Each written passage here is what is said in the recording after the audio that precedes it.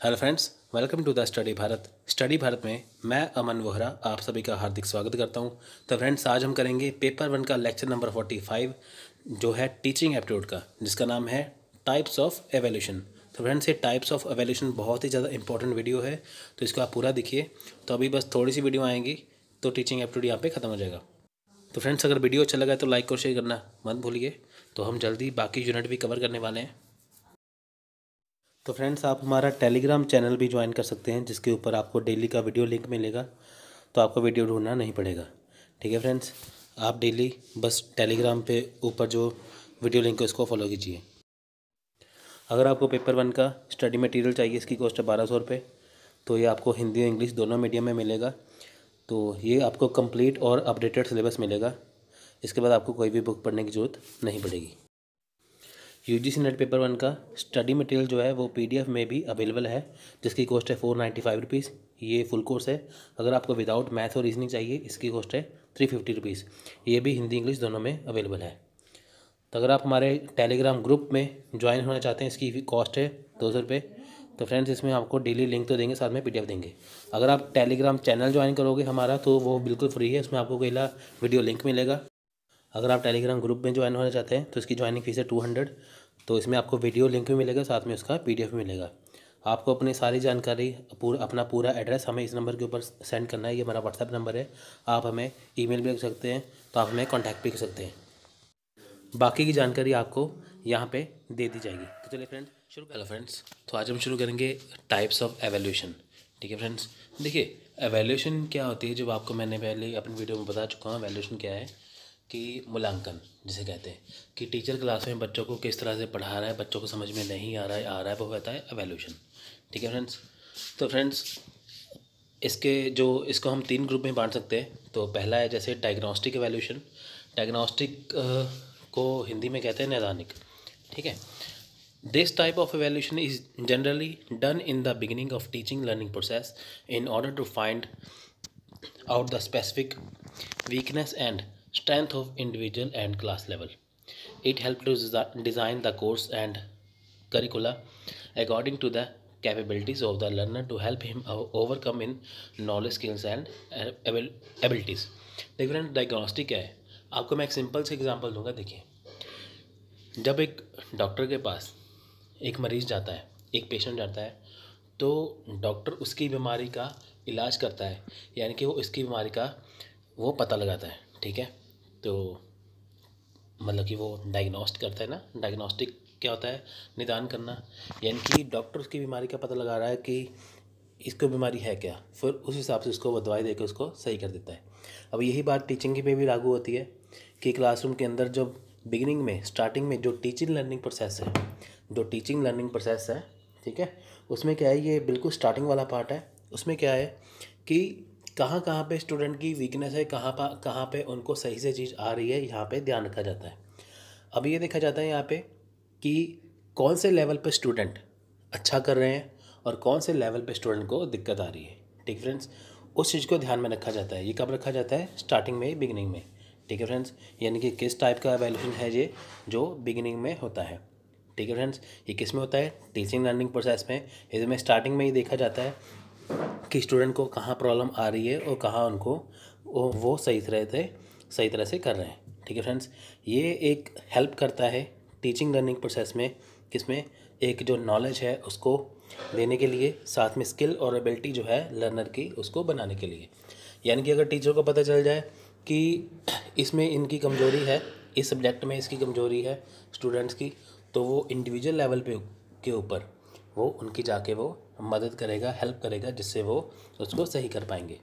तो उनको जिससे पता होगा कि ये इनको अच्छी तरह से आएगा, उसके ऊपर ज़्यादा ध्यान देने के बजाय वो उन बातों के ऊपर ध्यान देगा जिसको स्टूडेंट में कमी आ रही है। ठीक है फ्रेंड्स, डायग्नोस्टिक एवेल्यूशन से हमने क्या सीखा कि ये स्टार्टिंग वाली जो टीचिंग लर्निंग प्रोसेस है, ये स्टार्टिंग में ही ये एवेल्यूशन होता है। इसमें जो है स्टूडेंट की जो वीकनेस है उसको जो है पता लगाकर उसकी जो वीकनेस को दूर किया जाता है, जिसमें वो उनको पढ़ने में दिक्कत आती है। तो नेक्स्ट है formative evaluation. It is concerned with making decision relating to forming or development of students as of the course. It provides feedback at appropriate stages of teaching learning process, which help making change. ठीक है friends, in the curriculum, teaching strategy and the learning environment, formative evolution is done during the process teaching learning with the help following purpose. देखिए friends, इसमें क्या है, formative evolution क्या है, आपको simple से बता दूँ। हमने जैसे ऊपर पढ़ा है कि डायग्नोस्टिक एवोल्यूशन स्टार्टिंग में होता है टीचिंग लर्निंग प्रोसेस में। ये जो फॉर्मेटिव एवोल्यूशन है ये कब होता है, जब प्रोसेस चल रहा होता है, यानी कि कोर्स के दौरान।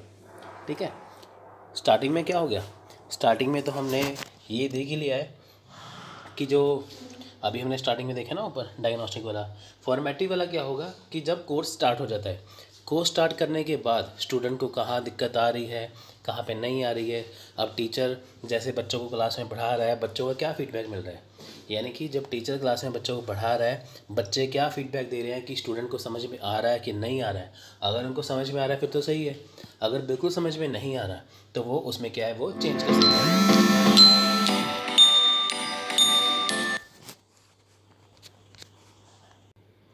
ठीक है फ्रेंड्स, यानी कि अगर क्लास में स्टूडेंट को समझ में आ रहा है फिर तो सही है, अगर नहीं समझ में आ रहा तो फिर टीचर क्या है उसमें वो चेंज कर सकता है। यानी कि टीचर ने सोचा कि मैं ऐसे पढ़ाऊंगा, ऐसे मैं बच्चों की जो कमियां हैं उसको दूर करूंगा, पर जब क्लास में उसने करवाना चाहा पर उसको फीडबैक मिला कि बच्चों को कोई और ही प्रॉब्लम निकल के सामने आ गई, तो वो क्या कर रहे हैं, वो क्या कर रहे हैं कि टीचर उनकी हेल्प करेगा चेंज करने में। यानी कि ये फॉर्मेटिव इवैल्यूएशन कब है, जब टीचर क्लास में बच्चों को पढ़ाता है उस समय दौरान ये चीज़ें ये उस समय का इवैल्यूएशन होता है, तो उसमें चेंजेस किया जा सकता है। ठीक है फ्रेंड्स, अब टीचिंग लर्निंग प्रोसेस में, ठीक है, फॉर्मेटिव इवैल्यूएशन कैसे होता है, ये स्टेप्स बने हुए हैं यहाँ पे ब्लू कलर में, आइए देखते हैं। देखिए, to monitor student learning for the purpose of the providing individualise interaction. इसमें क्या है कि जो स्टूडेंट की जो लर्निंग देखने के लिए, ठीक है, उन पे क्या है कि जो इंडिविजुअलाइज्ड यानी कि व्यक्तिगत तौर पर इंट्रैक्शन होता है। यानी कि जो क्लास में जब टीचर पढ़ाता है तो बच्चे व्यक्तिगत तौर पर वो इंट्रैक्शन करते हैं। ठीक है फ्रेंड्स, तो टीचर को अगर कोई स्टूडेंट को प्रॉब्लम आए तो टीचर क्या है वो व्यक्तिगत तौर पर बच्चों की हेल्प भी कर सकता है। टू एवेलुएट टीचिंग इफेक्टिवनेस, इसमें क्या है कि जो टीचिंग कितनी प्रभावशाली है इसे वो मूल्यांकन किया जा सकता है। To evaluative course and curricula with the purpose of modification, updating and और रिप्लेसमेंट इफ़ नेसेसरी। अगर लगता है कि टीचिंग में कहीं कोई कमी है, सिलेबस में कोई कमी है, तो उसे मॉडिफाई किया जा सकता है, अपडेट किया जा सकता है और रिप्लेसमेंट किया जा सकता है। यानी कि अगर लगे कि ये चीज़ें काम की नहीं है, उसको हटा के नई चीज़ें भी लगाई जा सकती हैं। टू एवेलुएट करिकुलर मटेरियल, यानी कि जो सिलेबस में जो मटेरियल है, ठीक है, उसका भी मूल्यांकन किया जाता है, ये कितना सही है कितना नहीं। To evaluate the learning environment with the view of improving it, इसमें लर्निंग इन्वायरमेंट भी देखा जाता है कि जो पढ़ने का जो इन्वायरमेंट है, जो पर्यावरण है, पढ़ने का इन्वायरमेंट है वो कैसा है, इसको इम्प्रूव भी करना है। अब ये देखिए कि अगर एक क्लास में टीचर अच्छे से बच्चों को पढ़ाना चाहता है तो बच्चे उसको अच्छे से पढ़ना भी चाहते हैं, पर इन्वायरमेंट ऐसा नहीं है, शोर शराबा बहुत है क्लास के बाहर या कुछ भी है, तो उसमें कुछ समझ नहीं पाएंगे। या अगर टीचर कराने के लिए तैयार है, स्टूडेंट कर नहीं पा रहे, है ना, तो लर्निंग एनवायरनमेंट क्या है, सही होना चाहिए। तो नेक्स्ट है last point, summative evaluation.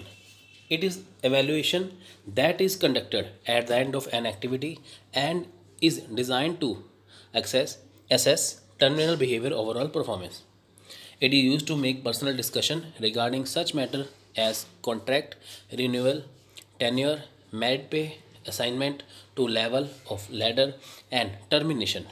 Cumulative assessments for the purpose of selection, promotion, prediction, recording and the other administration purpose should be considered of summative evaluation. तो फ्रेंड्स, summative evaluation क्या है, ये बिल्कुल ही एंड में होती है एक्टिविटी। summative evaluation आपको मैं बिल्कुल सिंपल तरीके से समझाता हूँ क्या है। देखिए, जब ये कौन सा मूल्यांकन है, कौन सा एवेल्यूशन है, जब कोर्स का एंड हो जाता है, यानी कि जब टीचर ने बच्चों को अपना पूरा सब्जेक्ट समझा दिया, अब ये देखने की बारी आती है कि जो टीचर ने बच्चों को पढ़ाया है वो बच्चों को समझ में आया कि नहीं।